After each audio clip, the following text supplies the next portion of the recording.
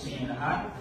Good afternoon. Ayan, so it's very warm, no? Itong afternoon na ito, una yung Jesus na opening speaker natin, ano? So, and then also with the second speaker. But by the way, my name is Oliver Valdeja po, no? So, kinakapahan po ba kayo? Good, no? Ako kasi kinakapahan ako sa inyo. But anyway,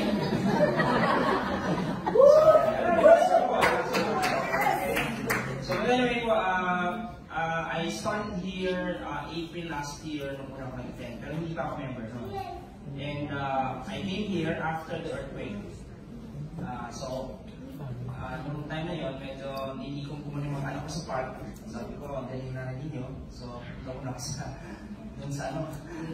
highway, no? Because just like, I would like to just basically emphasize kung ano yung nangyari sa mga share kanina, no? I just want to, nail that down even further. I worked as a marketing consultant before of direct selling companies. So there are two companies, direct selling companies that I created their brandings, yung logo nila, and even, how to communicate with kanilang company. Hindi ko sasabihin sa inyo na isa dun si Roman.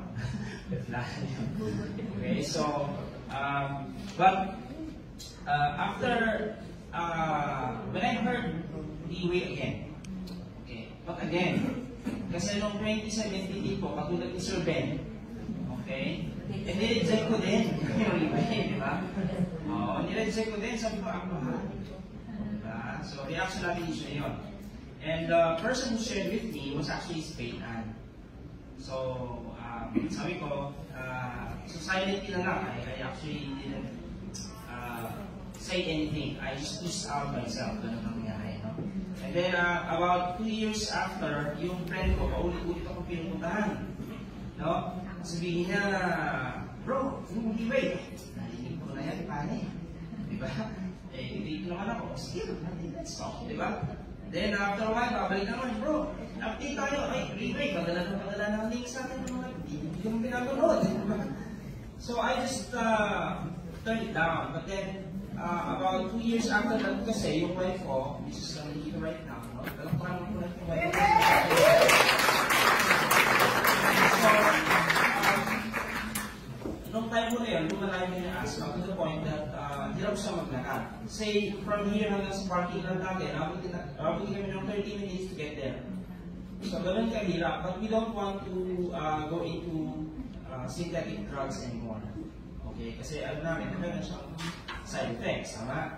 So, eventually, we decided to really try this one.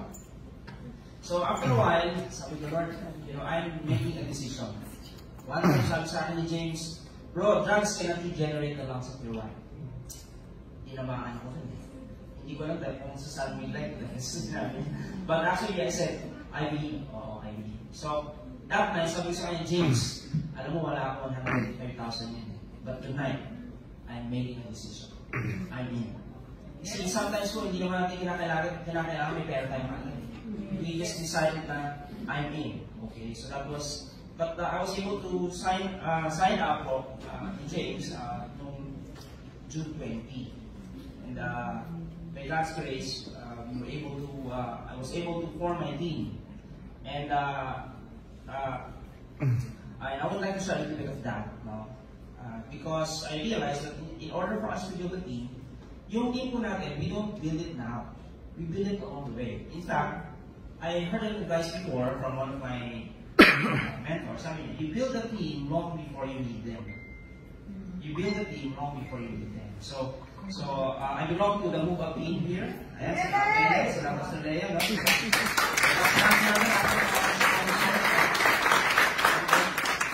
And in our team naman po, I also have my own team. So we form our team. Our group's name is Change Life Project. Dating nasa loob, ngayon nasa labas na nagagong buhay. Change Life Project, because basically what we have seen here is that people's lives are changing. Do you agree? Yes. Otherwise, kung hindi natin makikita na may pagbabago magaganap sa buhay natin dito, wag na lang. Diba? But dito ko po nakita. Sabi ko nga noon, from the business perspective, I was looking at yung ginagawa natin sa mga low end, the ors, or di ba yung, I'm sure, hindi naman dito first timer ang marami. No? And I was thinking, bago ko magkaroon ng sales na 135,000, parang kailangan ko ng 135 na customers, o 148 na customers. When in fact dito, one customer is 135,000 worth of revenue. Tama ba? If I would talk to 100 people, hindi pa ako makakuha 135,000 kung ang product mo is only worth 1,000 pesos or 8,000 pesos. So, it's just a wise decision.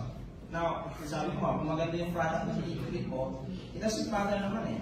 You can build a good business here, and then do whatever else things that you think you can help. Diba? Mas makakatulong ka kasi pag capable ka. Do you agree? So, yun yung nakikita natin dito. So, as we go, we have built our team based on trust. Meron po ako isang dati ko pang empleyado na naging marketing officer ng isang international company din. Hindi ko din sasabihin for life. Sabi ko sa kanya, bro, sabi ko, alam mo bro, you look at what I'm doing, sabi ko sa kanya. Tingnan mo itong ginagawa natin. And I know na isip kang tao, dahil kang bata. Diba? But if you put that effort and dedication na ginagawa mo dyan, diba? Dito, this is what will happen to you. So, and so when I hit 3-star po, I actually hit 1 million in 6 months time. And of course, this is like our skills, talagang the Lord will give you wisdom on how it will happen. But the reason for that is very simple. We follow the sowing and reaping principle. Tama? As long as the earth endures, seed time and harvest, night and day, cold and heat, summer and winter, diba? Sinceras ka kapusan, then will never cease. Okay? So in other words, seed time and harvest. So, nung una po akong dumating dito, what I did was to keep on sowing seeds. I don't care if they will say no. Why? I said no 2 years before, di ba? Did I say no forever? Hindi. So sabi ko, ibigay ka din, tataniman kita. So I just have to sow the seeds to good grounds. Tanim ka lang ang tanim. The more you sow, the more you reap. If you sow sparingly, you will also reap sparingly. And if you sow generously, you will reap generously. And aliwanag naman pa ng strategy ni Lord eh. Di ba? But the problem is, gusto nang marami po sa atin, lalo na yung mga nag-work, hindi naman po sa lahat, but I tell them, don't stay there for the rest of your life. Ano nangyari? Namikitas ka sa tanim ng iba. Dito, magtanim ka ng sarili mo. Diba? And before you know it, dito, magtanim ka sa Lord. And so before you know it po, the harvest will come. I tell them, you know, if you sow this month, expect in the next 90 days, in the next 6 months, lagi may harvest. Okay. Now we have 2 seeds to sow po, diba? Based on the platform that we have. So we have to sow for here, okay, to people. And also you have to sow the rebate. And sino po sa inyo dito, you have made an online transaction in the last 7 days. So, at least nag-purchase kayo online. Meron po ba? Okay. In the last 1 month po, meron ba nag-purchase online? Okay. Marami sa akin dito sanay na mag-purchase online, di ba? Now, this is the difference for that I have seen to drive the point. Bakit pag bumibili sa online, ang tao, iniibigay ang information niya sa credit card, at saka pangalan niya, at saka pera niya, di ba? Pero pag sinabi mo, pare, magkapit tayo. Networking yan, ano? Di ba? Doon ka nga. Di ba? Pag networking, parang hirap na hirap silang tanggapin. Pero pag online, willing sila to make that payment. So, and this is from, I'll reveal to you a secret. Sabi nila kasi, be generous. So, I'll reveal to you a secret. At bakit naman sa networking, the moment na nakausap mo, hinihintay ka lang matapos, di ba? Matapos ka. Kape, di ba? Ubusin yung food. Thank you, ha? Sige, update kita. O, wala nangyayari most of the time, di ba? Of course, Pero na lang, sibag-sing kami sa Ben. Iba yun. May malalim na experience. But the problem ko na nakikita namin, ako as a marketing consultant also, is that in many cases po, people are very afraid to make big decisions all at once. Especially if multiple big decisions all at once. Parang ito po yan. May nakita ka, maganda. Ikaw ay binata. No? Tapos nakipag-meet ka. First time, sabi mo, hi, my name is Oliver and you are? Oh, hi. Will you marry me? Di ba? Baka sampa lang ang buti mo. So, namimigla siya. Hindi pa nga ako sigurado sa feelings ko. Hindi ko pa kilala ang sarili ko. Yan ang kagalang i-offer mo. Sometimes po, we decided to try a different approach. I'm not saying that the old approach is not working. I'm just giving you another options to try. Okay? So, okay lang po ba yan? Okay. So, ganyan po ang ginagawa namin. So, sometimes we just give them a decision. Product muna tayo, product muna tayo. You wanna try the product? Then try the product. Diba? Then magtatanong na yan. Mahal naman. Wala bang discount to, whatever. Meron po tayong positive overview program. Now, in all communications field po, we eliminate the language of network marketing. Because the word you use is the world you create. The moment you use the language of network marketing, lahat ng kanilang defenses ay hinugot mo sa buhay. Okay? And that happens now. When that happens, then the difficulty is for you to get through the filter that is already in front of you. So, if you try to take that out, kung may health issue lang, then doon mo tayo sa health issue, and I'll give you testimonies upon testimonies upon testimonies. And I tell them at the end of the day, kahit sabihin na maraming explanation, kung hindi gagaling, wala hindi ka nakaintindihin, tama? So I always tell them, the evidence speaks. Okay? Now, okay yan. Sige, would you like to try? Then, that's another decision. So you see, meron tayong small decisions na ibibigay rather than isang malaking decision. Diba? So now, pagka-interest na ay business, then business naman kami. Business naman muna tayo. Diba? Would you like 135 or 945? So, bibigyan mo naman sa mga option. But you see, you also have to read the market. You have to read them. And at the end of the day po, in every small steps or every small decisions na ibibigay mo sa kanila as their options, always do it with authenticity and trustworthiness. Tama po si Pastor Brandon. At the end of the day, we are not in a product business who happens to be dealing with people. We are in a people business who happens to be sharing hope with a beautiful product.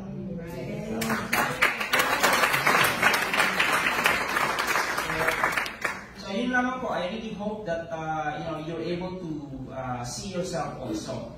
That from this time onwards po, I knew that last year when I came here, I saw myself also standing here.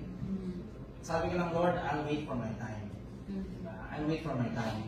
And sa amin po, sa Change Life Project, as we call it, you can look for the website namin or the hashtag. But ang point po namin kasi is, here's the thing that I also want to add, no? When we have new partners, the first thing we do is we destroy the spirit of poverty in their minds. We tell them, hindi ka kayang tayaman anyway. Kung in your side, in your heart, you don't believe that you will become abundant. No platform will make you rich if you have the spirit of poverty inside. But, if you believe, nothing is impossible to them that believes. If you believe that you are already abundant, not tomorrow po, no? Not in the days to come, but right now, at this very moment. And I want you to feel that. I want you to think, I want you to imagine. Make it as real as the air you breathe. Then, when that is so real inside of you, then you go out and talk to people. Yes. And I tell you, what's inside of your heart will communicate to their heart. Not just the information you transmit. So, yun po ang nangyayari. Okay? Imagine po, we are the only company that I have seen that we can speak this way. Sa iba, power, di ba? Ay, powder naman. But in PUA, I have seen the culture is so different. Okay? Kulang na lang, magpasa tayo ng COVID. But dito po, you see, that is the thing that we really appreciate. And we can be abundant. We can share our secrets to one another because we are interdependent. And interdependence po, they only happen when we are all independent. That means we have those who are dependent to us. When I came here po, I was so dependent kay James, yung aking upline. Upline, pa-prospect. Present, si upline. Ako naman, ganun pala yun. Upline, may prospect. Ganun pala yun. Until I became independent. Yes. Upline, saka lang. When we do this, upline.